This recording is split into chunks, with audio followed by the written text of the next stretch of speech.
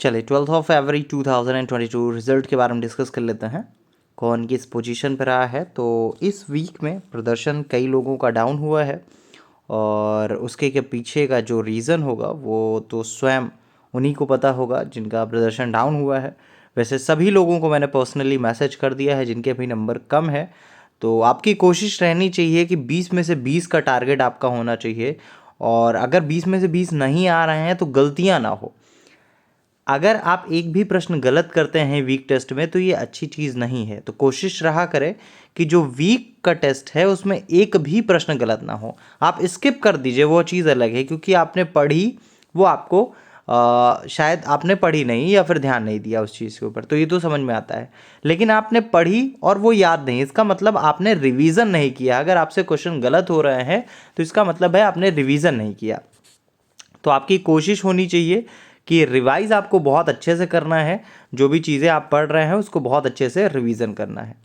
चलिए रिजल्ट के बारे में डिस्कस कर लेते हैं, कौन किस पोजीशन पे रहा है। तो 20 में से 20 नंबर हैं प्रभात यादव जी के। लगातार बेहतर प्रदर्शन रहा है और लगातार इनका बहुत शानदार प्रदर्शन रहा है। सागर जी लगातार इन्होंने बहुत ज़्यादा मेहनत की है पिछले 1-2 सालों से और बहुत ज़्यादा मेहनत की है। उमेश जी ये भी मेंस दे रहे हैं। 19 मार्क्स पे हैं शिखा श्रीवास्तव जी के। 18.5 नंबर हैं सुंदर जी के, अमरेंद्र जी के, ममता जी के, आलोक जी के और मोहित जी के।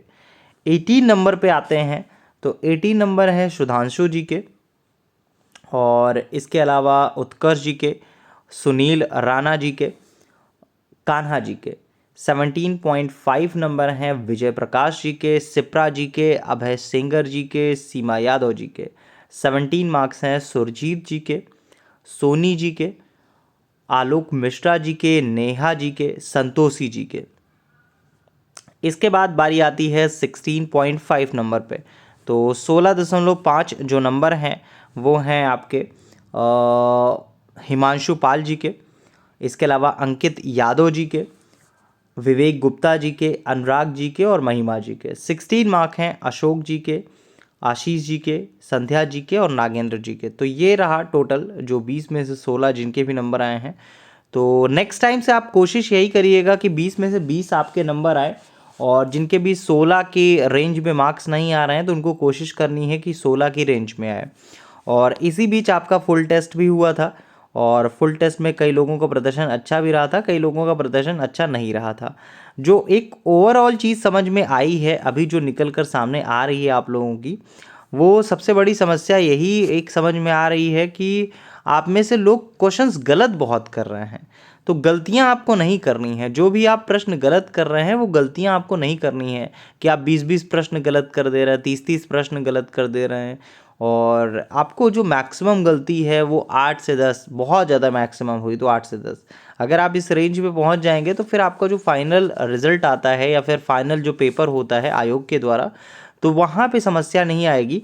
क्योंकि आप लोग जितने भी लोगों का नाम अभी स्क्रीन पर देख रहे होंगे तो उन्होंने बहुत ज़्यादा मेहनत की है और इसी वजह से आज वो इस मुकाम पे पहुँचे हैं कि पीसीएस सेलेक्टेड हैं, समीक्षा अधिकारी सेलेक्टेड हैं, कि उन्होंने लगातार मेहनत की है, टेस्ट सीरीज सॉल्व की है, गलतियां नहीं की है।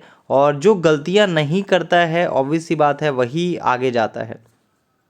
तो अगर आपको सिलेक्शन लेना है तो यही वो समय है जब फरवरी चल रही है, उसके बाद मार्च, अप्रैल, मई, जून, बहुत जल्दी ये टाइम जो है वो बीतेगा। ठीक, तो कुल मिलाकर इसी में आपको अपना बेस्ट परफॉर्मेंस देना है और यही जो समय है आपको रिज़ल्ट के बाद याद आएगा हमेशा कि हाँ इस टाइम पे मैंने मेहनत की थी और उसके बाद फाइनल मेरा सिलेक्शन हुआ है।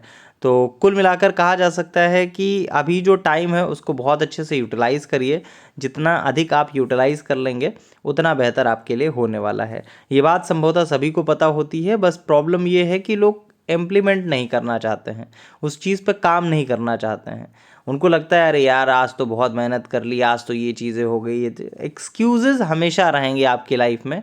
आज ये प्रॉब्लम है, कल दूसरी प्रॉब्लम होगी, उसके बाद तीसरी प्रॉब्लम होगी। तो ये लाइफ का एक पार्ट है, प्रॉब्लम होना ये लाइफ का एक पार्ट है। तो कुल मिलाकर इन सब चीज़ों से आपको आगे बढ़ना है और जो छोटे छोटे आपके टेस्ट होते हैं, जैसे वीकली टेस्ट होते हैं, उसमें अच्छा प्रदर्शन करते जाइए। जो फुल टेस्ट होता है उसमें अपने आप बेहतर प्रदर्शन हो जाएगा। और फुल टेस्ट में जब अच्छा प्रदर्शन होने लगता है तो स्थिति ऐसी आती है कि आराम से सिलेक्शन हो जाता है। ये सभी के साथ हुआ है, जितने लोगों ने सिलेक्शन जिनके भी सिलेक्शन हुए हैं। जैसे शीतल श्रीवास्तव जी का नाम ही चल रहा है, खंड शिक्षा अधिकारी के तौर पर चयनित हुई हैं रिसेंट टाइम में। तो इनके मार्क्स जो हैं वो अगर मैं मिस नहीं कर रहा हूँ तो 140 में से 110 प्रश्न के आसपास सही होते थे। और ऐसा नहीं है कि इन्होंने ऐसा हुआ कि बहुत टाइम इन्होंने दिया, ऑलमोस्ट 2 से 2.5 साल इन्होंने सिविल सर्विसेज को दिए और उसके बाद सिलेक्शन हो गया। लेकिन फोकस थी, हर एक चीज़ पे फोकस थी। तो ऐसे बहुत सारे नाम हैं जो आपके सामने आते हैं। सिंधुजा मिश्रा जी हो गई जो सिलेक्शन हुआ है इनका, अखिलेश त्रिपाठी जी हो गए, वासुदेव जी हो गए, अनुराग मिश्रा जी हो गए। ये सारे के सारे लोग ऐसे ही हैं जिन्होंने सिलेक्शन के लिए मेहनत की है, जी तोड़ मेहनत की है। चलिए, 12 फरवरी 2022 रिजल्ट के लिए इतना ही। Thank you so much.